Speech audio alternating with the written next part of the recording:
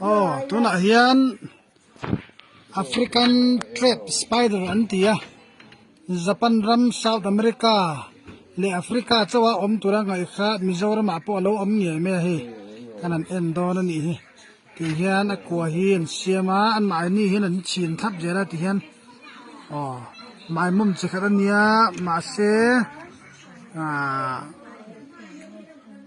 ke hi so ma nei mo ti mei tur ni a ke po na chiar thaya antina bazong po na chiar thai don ni ten chin le thlapanga Mizoram a hin lo om nge ya Mizoram Saiha district mei satla a amani ti hian hei pakhat ania dang kanen leang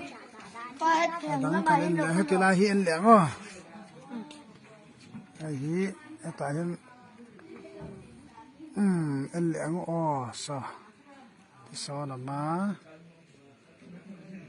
moi em mai ne dum chu na hian hol chu kila en na cha kom khop mai dang kanen leang o eta hian na khoya ni hian khai này cắp rồi nó thật đấy nó ô thật đấy liền khắp này bây giờ mình sẽ đón ta sẽ là ôm vía không là ôm đón khắp này này tiếng nghe nia mỗi khắp mấy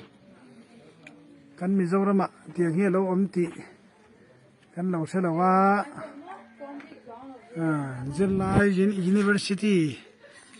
Geology Department ho phei chen zir chiang du viau tora kan nga ya no zir chiang du le chen Saiha district a no kalanga Saiha district mei satla tiang hi in hu don ani oh